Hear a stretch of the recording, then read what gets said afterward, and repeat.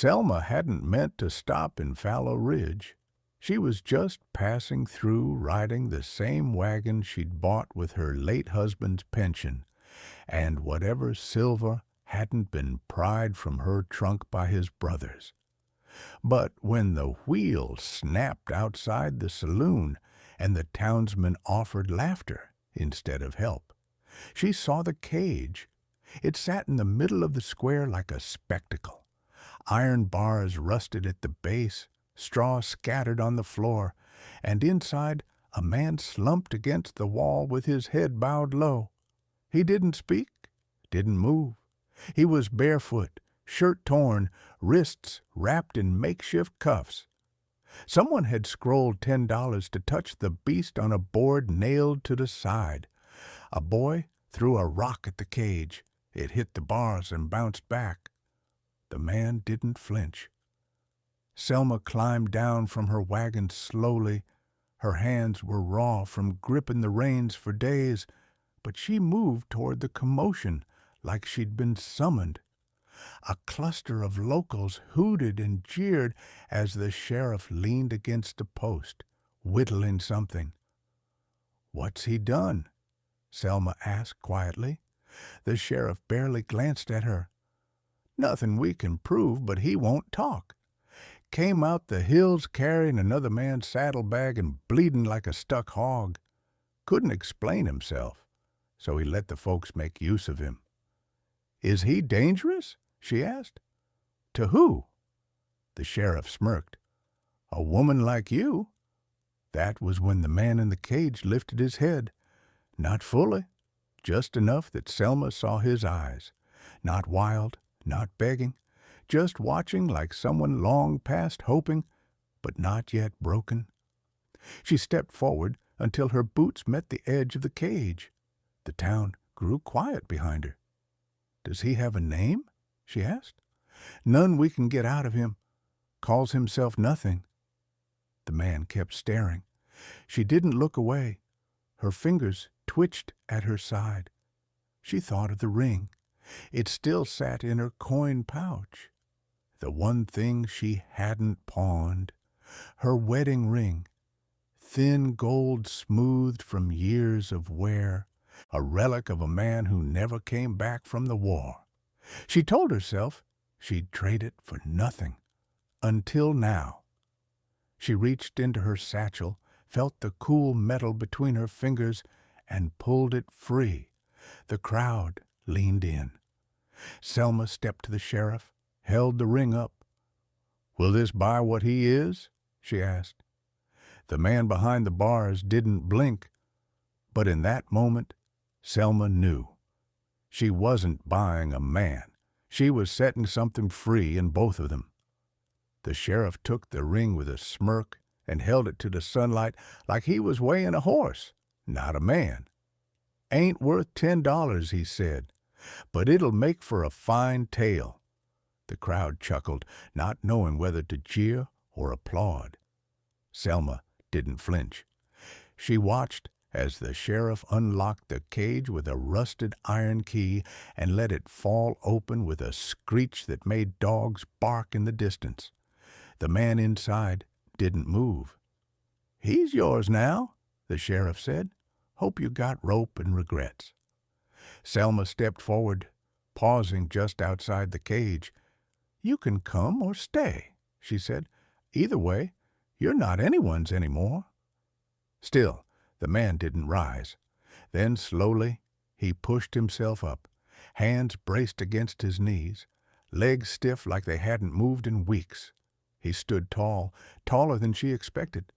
Sunlight hit his face full now, dark hair matted, beard thick, eyes shadowed and unreadable.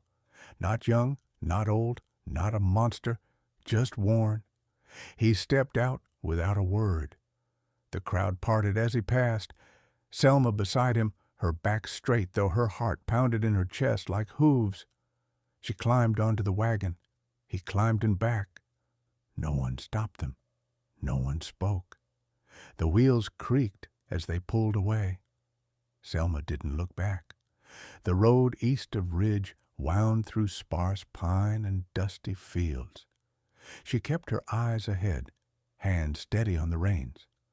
The man didn't ask where they were going, didn't ask for food or water, didn't ask anything at all. When the sun dipped low, she stopped at a hollow where a stream cut through the rocks and let the horse drink. The man jumped down before she could speak, untied the pack without prompting, and began gathering wood. By the time she'd unhitched the horse and unpacked the blankets, he had a fire going, small, tight, efficient. Selma watched him crouch beside it, quiet as the trees around them. "Do you have a name?" she asked. He looked at her, then shook his head once. "Can you speak?" He nodded. "But you don't." A pause, then a shrug. She sighed, settling on a nearby stone.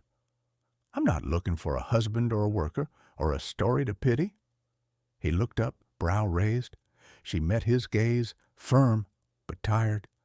"I bought you because you didn't deserve that cage, not because I need anything from you." He didn't reply, but he reached into the firelight, tore a piece of his own bread in two, and offered her half. No words, just the gesture. And somehow that was the loudest thing either of them had said all day. They traveled for 3 days without incident, camping near rivers and beneath low trees where crows circled but never called. Selma kept the wagon on old trader trails, the kind her husband had once marked on maps and pencil and prayer. The mountain man, still unnamed, never strayed far from camp. He slept near the fire, but never too close, cooked without being told, gathered wood before she noticed the pile had shrunk. And each morning, without asking, he made sure the wheels were sound. It was an unspoken rhythm, like a dance without music. Selma didn't ask for more, but one evening, as dusk turned the sky to bruised lilac, she watched him carve something into a piece of dry cedar with a rusted knife. He sat cross-legged by the fire, bare forearms wrapped in linen from her sewing kit. She hadn't offered it. He'd taken only what he needed. That fact oddly comforted her. "What are you making?" she asked softly. He didn't answer at first, then turned the carving toward her. A simple wolf, long legs, sharp snout, tail arched. "You?" she asked. He shook his head, then pointed to her. She laughed, not cruelly. "You think I'm a wolf?" He nodded once with certainty. "You know, wolves get shot out here," she said. "Most folks call them thieves." He tapped the figure again, then pointed to the sky. Selma followed his gesture. Stars cold and silver, and a half-moon rising. "You think I came from there?" He shrugged, but his eyes said yes. A creature too stubborn to die, too silent to beg. She stared at the carving a long moment, then reached into her satchel and pulled out the empty ring pouch, the one that used to hold her wedding band. She tied it shut with a piece of string and placed it on the fire's edge. "Seems like we're both unclaimed now," she murmured. He watched the pouch smolder, never interrupting. When she looked back at him, he wasn't staring at the fire. He was watching her, not with hunger, not with pity, with something steadier, like the ground itself had eyes. "Did you ever belong to anyone?" she asked. He pressed a hand to his chest, then slowly shook his head. She nodded. "Maybe that's for the best." The fire crackled soft and low. The wolf figure sat between them now, unburned, unfinished. And in that moment, the quiet wasn't empty. It was sacred. Something passed between them that didn't need to be spoken, just held. They reached the edge of the canyon on the 5th day, where the cliffs broke open, and the wind stopped pretending to be kind. Selma pulled the wagon beneath an overhang and stared at the narrow trail ahead. barely wide enough for the horse, much less a wagon and two lives, trying not to fall. The mountain man stood beside her, arms folded, hair tied back with the same bit of leather he'd used to strap down their supplies. He didn't look nervous. He looked ready. "You've done this before," she said. He gave a small nod. "You want to lead?" Another nod. She smiled faintly. "You're not much of a talker, but you sure know when to say yes." She handed him the reins without flinching. Trust, she realized, didn't always come in full. Sometimes it slipped in quiet, one breath at a time. He took the horse's lead and walked with a careful gait, every step measured. Selma followed on foot beside the wagon, hand steady on the frame. The cliff dropped off into nothing, and her throat tightened at every gust of wind, but the man never faltered. At a bend in the trail, a rattling spooked the horse. The beast reared, kicking, and Selma nearly lost her grip. The wagon groaned, then his hand on the bridle, calm, grounded. The horse stilled. Just like that, he said nothing, just looked back once to make sure she was still upright. Her heart thudded in her ribs, not from the near fall, but from the way he looked at her, like she wasn't something fragile, like she was already standing. That night, they camped near a small spring tucked behind cedar trees. He made stew with salted meat and boiled herbs she didn't recognize. As they ate, she studied him, the way he always faced outward, eyes on the dark, watching for trouble, even if it never came. "You don't sleep much," she said. He shrugged. "Is it fear?" He looked at her for a long moment, then shook his head. She tried again. "Guilt? Still?" "No." Then he did something unexpected. He reached for the knife at his hip and dragged its hilt slowly across the ground. 2 lines, then another across. "Shape. A cage," she whispered. He nodded, then scratched a single line through it. Gone. She stared at the lines at him, at the fire between them. "Then maybe it's not fear keeping you up," she said softly. "Maybe it's just habit." He didn't reply, but when she stood and turned to bed, she felt the braid of her hair shift over her shoulder, and the cord that tied it had been replaced with twine, braided, silent his. She found the mirror by accident, cracked and half-wrapped in linen at the bottom of her pack. She hadn't touched it since before the war took her husband, since before her hair turned darker with ash, and her face learned stillness as a shield. But now, seated on a flat rock beside the stream, she held it in one hand and stared at the braid falling down her back.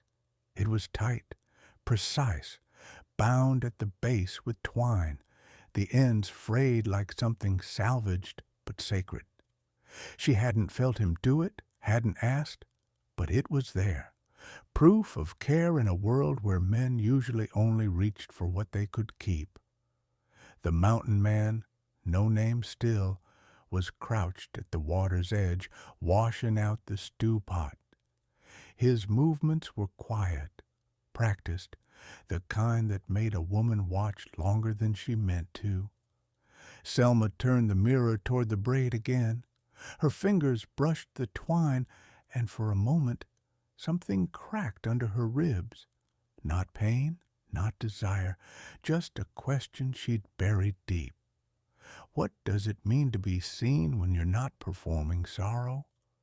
That night, as the stars lit one by one, she sat across from him and didn't speak for a long time. When she finally did, her voice was low. "I think people are wrong about cages."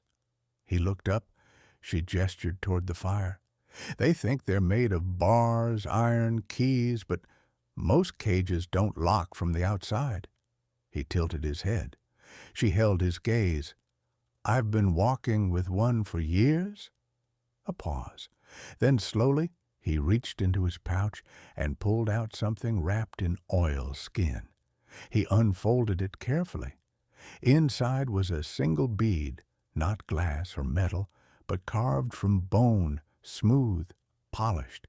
He offered it across the fire. Selma took it with two hands as if it were something fragile. "For the braid?" she asked. He nodded. Then, with deliberate fingers, he reached across and tied the bead into the end of her hair just under the twine. His hands brushed hers only once, but it was enough.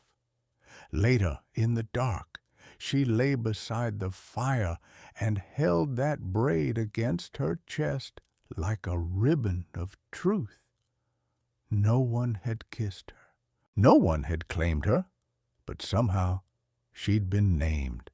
Not with a word, not with a vow, but with a braid she didn't ask for, tied by a man who had every reason to fear touch, yet gave it gently. And first they passed through the ghost town of Marlow just after dawn, burned rafters still leaning toward each other like they were praying. Selma said nothing, neither did the mountain man, but she saw how his eyes swept the ash, how his shoulders tensed as they passed an old church door left half-hinged, its cross charred to a stump. He'd seen places like this, or maybe caused them. She didn't ask. Not yet.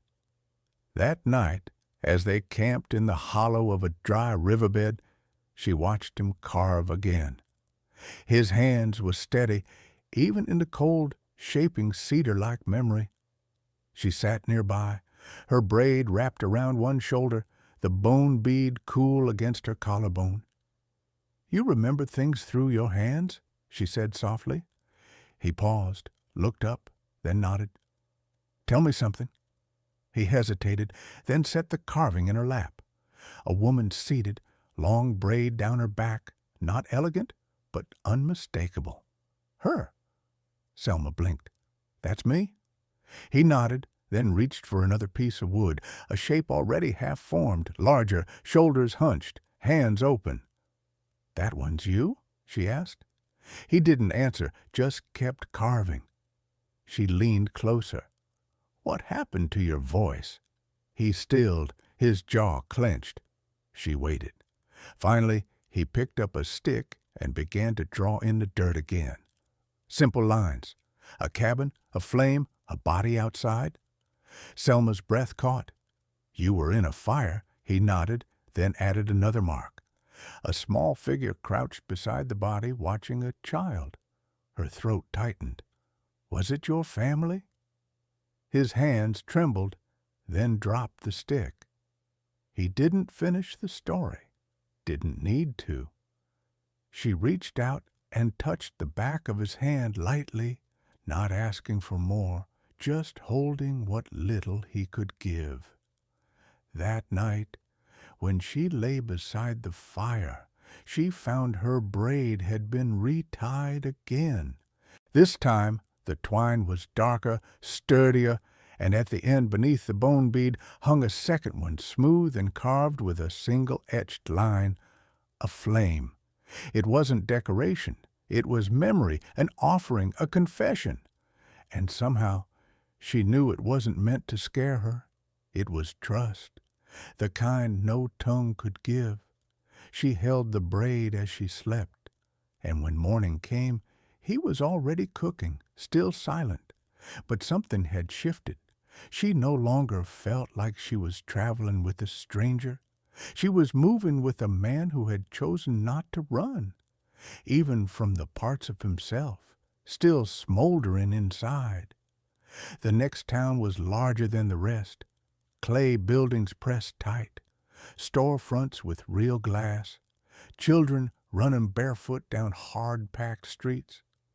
Selma thought about passing through without stopping, but the horse needed oats, and they needed coffee, and she was tired of eating cold beans by streamlight. As they rode in, she kept her braid tucked behind her shawl, let them see a widow, with a quiet man in tow. Let them guess. The town didn't stare the way Ridge had. They whispered instead, curious, hesitant. But no one threw rocks. No one spit.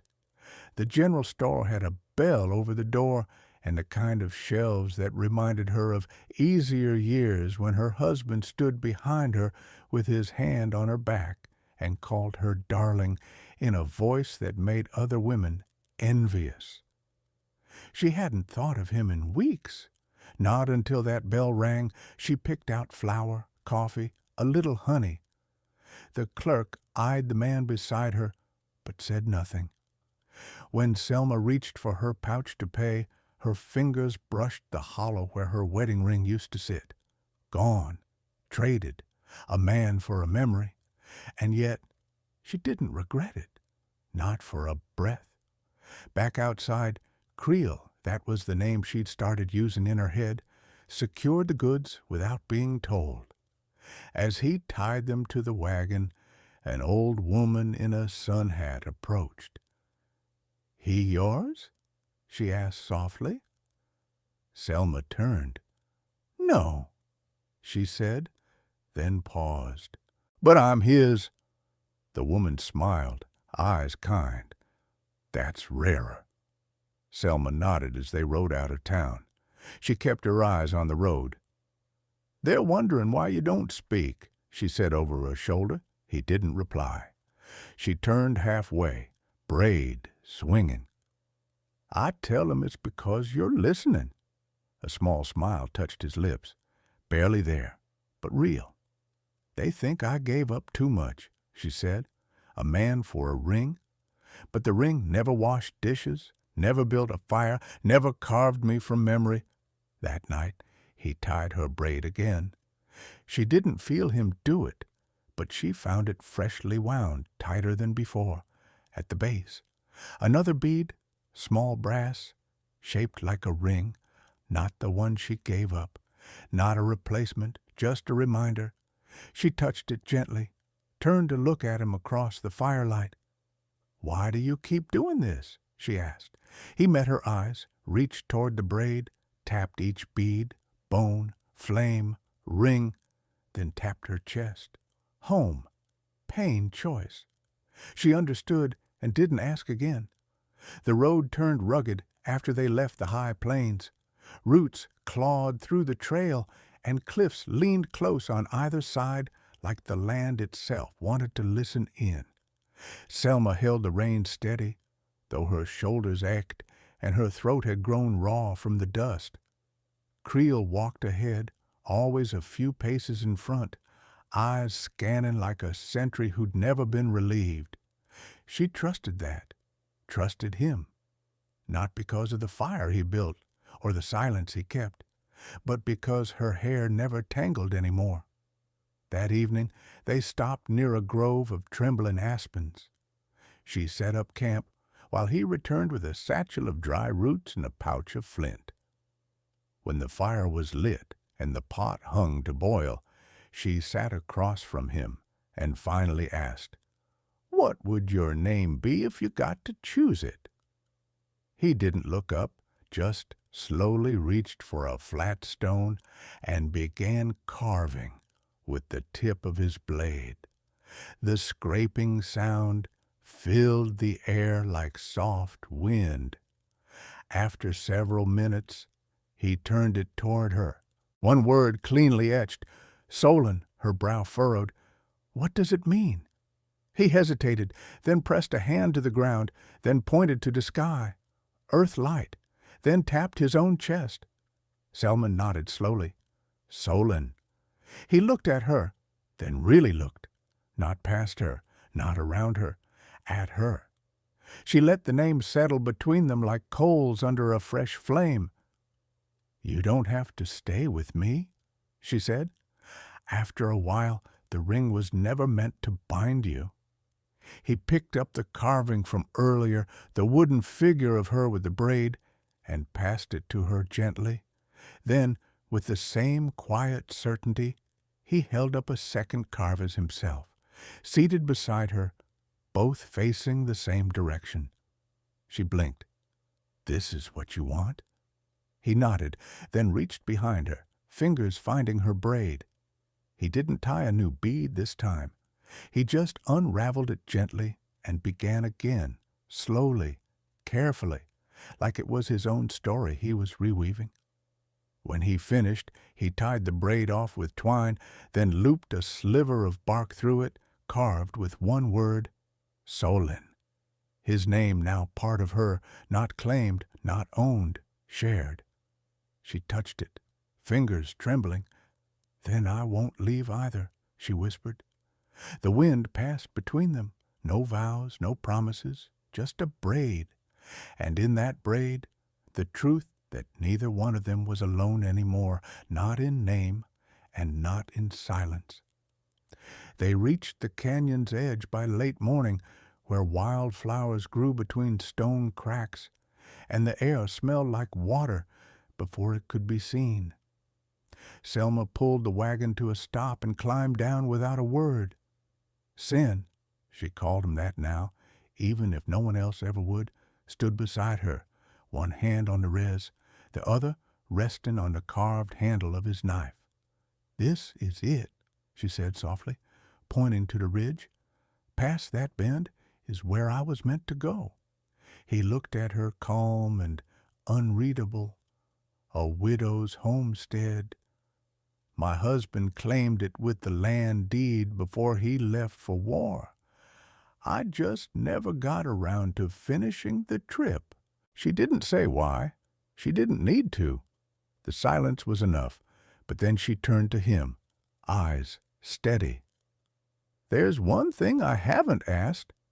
He tilted his head slightly. "Why didn't you run when the cage opened?" Sen looked away toward the edge of the canyon, where hawks circled lazily. Then he crouched low, picked up a stick, and drew in the dust. A circle, a smaller one inside it. Then a figure sitting. "You were already caged inside," she guessed. He nodded. Then he reached into his satchel and pulled out something small. A tarnished ring. Not hers, not gold, simple, dented.